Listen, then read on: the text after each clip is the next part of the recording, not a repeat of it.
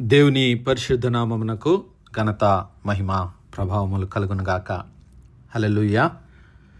మరొకసారి ఈ అనుదిన బైబుల్ ధ్యానములకు మీ అందరినీ మన రక్షకుడు ప్రభు అయిన యేసు క్రీస్తుల వారి పరిశుద్ధ నామంలో ప్రేమతో ఆహ్వానిస్తున్నాను. ప్రియులారా, యేసు క్రీస్తు ప్రభుల వారు లేఖనముల ప్రకారము మన పాపముల నిమిత్తము మరణించి సమాధి చేయబడి లేఖనముల ప్రకారము 3వ దినమున పునరుత్థానుడిగా మరణాన్ని జయించి సజీవుడిగా తిరిగి లేచి 40 దినముల వరకు తన శిష్యులకు అగుపడుతూ అనేక మందికి అగుపడుతూ దేవుని రాజ్యమును గూర్చిన విషయాలను బోధిస్తూ మరి తన్ను తాను సజీవునిగా కనబరుచుకున్నటువంటి ఆయన మరి దేవుని రాజ్యమును గురించి, దేవుని ప్రణాళికలను గురించి, దేవుని వాగ్దానములను గురించి పలికినటువంటి మాటలను మనం ధ్యానించుకుంటూ ఉన్నాం. మరి లూకాసు సువార్త 24వ అధ్యాయం ఆ ఎమ్మాయి గ్రామమునకు వెళుతూ ఉన్నటువంటి ఆ ఇరువురు శిష్యులను క్రీస్తు ప్రభుల వారు తాను పునరుత్థానుడిగా లేచినటువంటి ఆదివారపు సాయంకాల దినాన వారిని కలిసి వారితో సంభాషించిన మాటలను మనం ధ్యానిస్తున్నాం. మరి లూకాసు సువార్త 24వ అధ్యాయము 25వ వచనంలో యేసయ్య వారితో అంటున్నాడు, అవివేకులారా, ప్రవక్తలు చెప్పిన మాటలనన్నిటినీ నమ్మని మందమతులారా, క్రీస్తు ఇలాగు శ్రమపడి తన మహిమలో ప్రవేశించుట అగత్యము కాదా అని వారితో చెప్పి మోషేయు సమస్త ప్రవక్తలను మొదలుకొని లేఖనములన్నిటిలో తన్ను గూర్చిన వచనముల భావమును వారికి తెలిపెను. ప్రియులారా, క్రీస్తు ప్రభుల వారు మరి ఆ ఇరువురు శిష్యులను మందలిస్తూ ఉన్నాడు. అవివేకులారా అంటూ ఉన్నాడు. ఎందుకు అవివేకులు అన్నాడంటే వారు దేవుని మాటల యందు నమ్మిక ఉంచలేదు. మరి క్రీస్తు ప్రభుల వారిని ఆ యొక్క ప్రధాన యాజకులు, ఆ యొక్క రోమా సైనికులు, అధికారులు ఆయనను సిలువకు అప్పగించి మరణ శిక్షకు అప్పగించారు.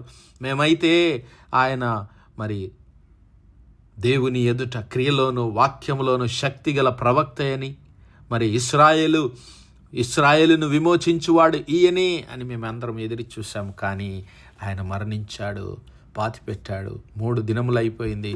మరి ఈ ఉదయకాలము మాలో కొందరు స్త్రీలు ఆ సమాధి యొద్దకు వెళ్ళినప్పుడు ఆయన దేహము కూడా వారికి కనబడలేదు. ఆయన తిరిగి లేచాడని వారు చెప్పుకుంటున్నారు. ఏంటి ఇదంతా అని వారు అన్నప్పుడు యేసయ్య వారితో పలికిన మాటలు, ఇదిగో ప్రవక్తల చెప్పిన మాటలు నమ్మనటువంటి మందమతులారా అంటున్నాడు. ఓ అవివేకులారా అంటున్నాడు. మరి నా సహోదరుడా, నా సహోదరి, ఈరోజు నీవు నేను ఆ అవివేకుల గుంపులో ఉండకూడదు. నీవు నేను లేఖనముల యందు నమ్మిక ఉంచు వారముగా ఉండాలని యేసయ్య కోరుకుంటూ ఉన్నాడు. ప్రవక్తల మాటలనన్నిటినీ పరిశుద్ధ గ్రంథంలో మన కొరకు లిఖించబడినటువంటి ఆ ప్రవక్తల మాటలనన్నిటినీ నమ్మేటటువంటి వారంగా నీవు నేను ఉండాలని యేసయ్య కోరుకుంటూ ఉన్నాడు. కీర్తనల్లో మరి బైబిల్ గ్రంథంలో, పరిశుద్ధ గ్రంథంలో మన కొరకు దేవుడు తెలియజేసిన సమాచారం అంతటిని నీవు నేను మరి నమ్మిక ఉంచి నిత్య జీవాన్ని పొందుకోవాలని ఆయన కోరుకుంటూ ఉన్నాడు. మరి ఆయన జీవించినటువంటి కాలంలో కూడా ఇదే విషయాన్ని అనేక సార్లు ఆయన తెలియజేశాడు. మత్తయి సువార్త 5వ అధ్యాయంలో మనం గమనిస్తే 5వ అధ్యాయం 17వ వచనం నుంచి, ధర్మశాస్త్రమునైనను ప్రవక్తల వచనములనైనను కొట్టివేయ వచ్చితినని తలంచవద్దు, నెరవేర్చుటకే గాని కొట్టివేయుటకు నేను రాలేదు.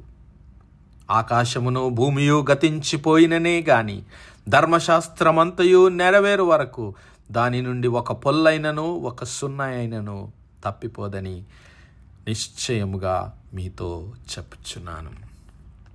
ప్రియులారా, యేసుక్రీస్తు ప్రభుల వారు ఆ కొండ మీద ప్రసంగము చేసిన తరువాత పలికినటువంటి మాటలు, ఆ కొండ మీద ప్రసంగం చేస్తున్నటువంటి సమయంలో ఆయన వారికి తెలియజేసినటువంటి మాటలు ఏమిటి అంటే, ఇదిగో ధర్మశాస్త్రమునైనను ప్రవక్తల వచనములనైనను ప్రవక్తల ప్రవచనములనైనను నేను కొట్టివేయటానికి రాలేదు, కానీ వాటిని నెరవేర్చటానికే నేను వచ్చాను. ఇదిగో మరి ధర్మశాస్త్రం అనగా అది ఆత్మ సంబంధమైనది, ధర్మశాస్త్రం అనగా అది అక్షరానుసారమైనది కాదు. కాబట్టి ధర్మశాస్త్రాన్ని నేను నెరవేర్చటానికే వచ్చాను. ధర్మశాస్త్రము సత్యమని రుజువు పరచటానికే నేను వచ్చాను. ధర్మశాస్త్రములో మరి క్రీస్తు ప్రభుల వారిని గురించి రాయబడిన మాటలన్నిటినీ వారికి ఆయన ప్రత్యక్షపరచడానికే ఈ లోకానికి వచ్చానని ఆయన మరొకసారి చెప్పాడు. దేవుని లేఖనములన్నీ సత్యములని రుజువుపరచటానికే నేను ఈ లోకంలోనికి వచ్చానని ఆయన వారికి వివరించాడు. ఆ యొక్క మరి బెతనియా గ్రామంలో మార్తా మరియల సహోదరుడు చనిపోయినప్పుడు క్రీస్తు ప్రభుల వారు వారింటికి వస్తే ఆ ఇరువురు సహోదరులు ఏడుస్తూ ఉన్నారు. మార్తా మరియలు తమ సహోదరుడు చనిపోయి 3 దినములైంది, అయా నీవు ఇక్కడుంటే మా తమ్ముడు బ్రతికుండేవాడని సహోదరులు ఏడుస్తూ ఉన్నారు. మార్తాతో ఆయన పలికిన మాటలు, పునరుత్థానమును జీవమును నేనే, నాయందు విశ్వాసముంచువాడు చనిపోయినను బ్రతుకును, బ్రతికి నాయందు విశ్వాసముంచువాడు ఎన్నటికి నీ చనిపోడు. ఈ మాట నమ్ముచున్నావా అని మార్తను అడుగుతూ ఉన్నాడు. ఆమె అన్నది, అవును ప్రభువా, నీవు లోకమునకు రావలసిన దేవుని కుమారుడవైన క్రీస్తు అని నమ్ముచున్నాను అని ఆమె సాక్ష్యం పలికింది. ఆ మార్త సాక్ష్యము ఏమిటి అంటే ఆమె క్రీస్తు ప్రభుల వారి యందు నమ్మిక ఉంచింది. ఆయన దేవుని కుమారుడైన క్రీస్తు ప్రభు అని నమ్మిక ఉంచింది. అలాగే తన సహోదరి అయినటువంటి మరియా కన్నీళ్లు విడుస్తూ ఉంది, సమాధి యొద్దకు వెళుతూ ఉంది. తన సహోదరుడైనటువంటి లాజరు సమాధి యొద్దకు యేసయ్య వెళుతూ ఉంటే ఆ మరియా ఏడుస్తూ ఉంది. ఏడుస్తూ ఉంటే యేసయ్య అంటున్నాడు, నీవు నమ్మిన ఎడల దేవుని మహిమను చూతువు. యేసుక్రీస్తు ప్రభుల వారు లాజరు సమాధి యొద్దకు వస్తూ ఉంటే మరియా అంటూ ఉంది, వారి సహోదరి అయినటువంటి మరియా,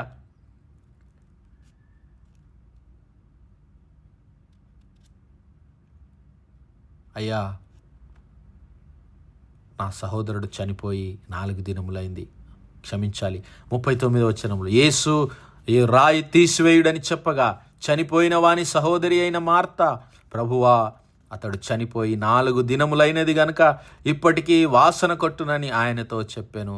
అందుకు యేసు మార్తతో అంటున్నాడు, నీవు నమ్మిన ఎడల దేవుని మహిమను చూచెదవు. హల్లెలూయా. నీవు నమ్మిన ఎడల దేవుని మహిమను చూచెదవు.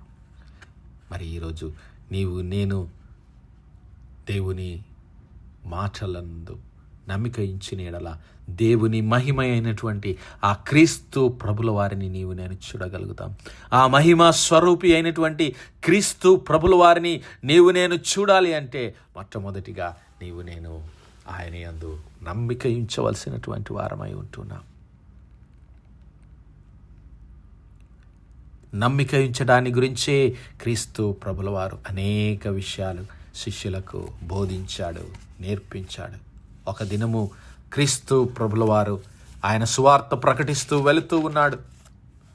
సువార్త ప్రకటిస్తూ వెళుతూ ఉంటే అక్కడ ఒక వ్యక్తి వచ్చాడు ఆయన దగ్గరికి. మార్కు సువార్త 9వ అధ్యాయం 17వ వచనం నుంచి,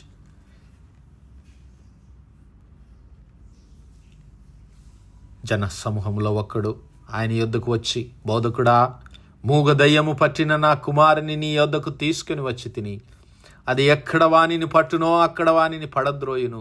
అప్పుడు వాడు నురుగు కార్చుకొని పండ్లు కొరుకును, మూర్ఛిల్లును. దాన్ని వెలగొట్టుడని నీ శిష్యులను అడిగి తిని గాని అది వారి చేత కాలేదని వారితో చెప్పాను. అందుకు ఆయన, విశ్వాసం లేని తరము వారలారా, నేనెంతకాలం మీతో ఉందును, ఎంతవరకు మిమ్మును సహింతును? వానిని నా యొద్దకు తీసుకొని రండని వారితో చెప్పాను. వారు ఆయన యొద్దకు వానిని తీసుకొని వచ్చిరి. దయ్యము ఆయనను చూడగానే వానిని విలవిలలాడించెను గనుక వాడు నేలపై పడి నురుగు కార్చుకొనుచు పొర్లుచు ఉండెను.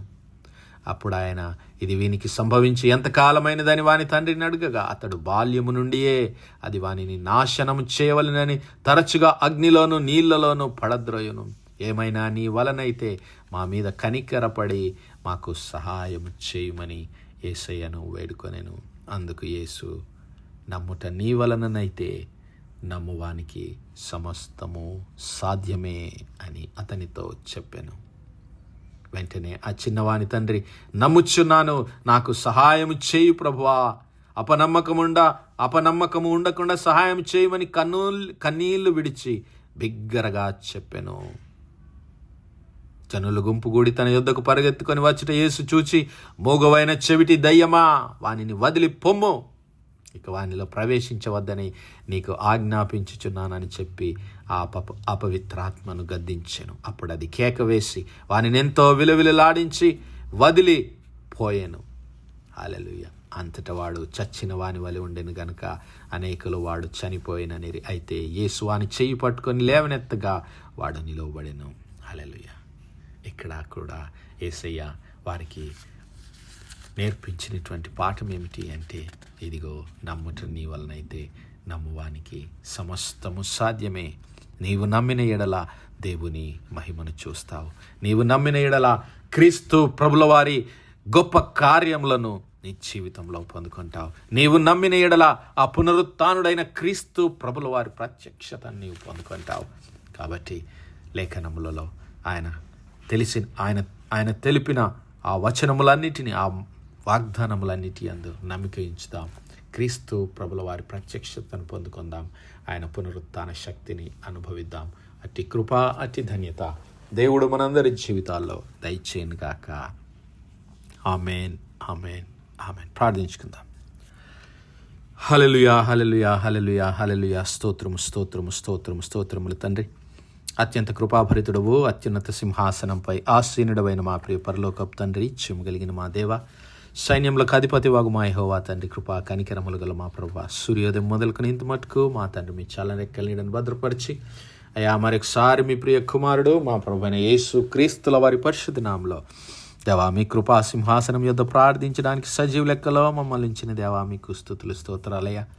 దినమెల్లా మీ యొక్క పరిశుద్ధాత్మ సహాయం, నడిపింపు, ఆదరణ, సహవాసాన్ని మాకు ఇచ్చిన తండ్రి మీకే స్తుతులు, స్తోత్రాలు. అవును మా ప్రభువా, మీ ప్రియ కుమారుడైనటువంటి యేసు క్రీస్తు ప్రభుల వారు మా పాపముల నిమిత్తము మరణించి లేఖనముల ప్రకారము 3వ దినమున పునరుత్థానుడుగా సజీవుడుగా తిరిగి లేచి పరలోకమందున్న మీ కుడి పార్శ్వమందు ఆసీనుడై ఉన్నాడని, ఇదిగో త్వరలో ఆయన మేఘవాహనుడై రాబోతున్నాడని, ఆయన రాకడలో మేమందరము ఆయనతో కలిసి మీ సన్నిధినికి చేరగలమనేటువంటి గొప్ప నిరీక్షణతో మేమందరము ప్రభువా మీ ప్రియ కుమారుడైన క్రీస్తు ప్రభుల వారి నామమందు నమ్మిక ఉంచి ఆ నిత్య జీవానికి వారసులమై కృప మాలో ప్రతి ఒక్కరికి దయచేయమని వేడుకుంటున్నాం. కనికరం గల మా తండ్రి, ఈ వర్తమానాలు వినిచ్చిన మా ప్రియ బిడ్డల కుటుంబాలన్నిటిని మరొకసారి మీరు దర్శించండి ప్రభా.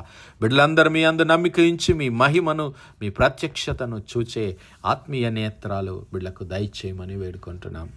గొప్ప దేవా, మరి ప్రత్యేకంగా అనారోగ్యంతో ఉన్నటువంటి బిడ్డలను జ్ఞాపకం చేసుకున్నా ప్రభా. గాయపడిన యేసయ్యా మీ గాయపడిన హస్తం చేత బిడ్డలను ముట్టి సంపూర్ణ స్వస్థత, ఆరోగ్యం, బలమును దయచేయమని వేడుకుంటున్నాం. కృపగల రక్షక, మరి దుఃఖంలో, వేదనలో ఉన్నటువంటి బిడ్డలకు మీ ఆదరణ, ఓదార్పు దయచేయమని వేడుకుంటున్నాం ప్రభువా.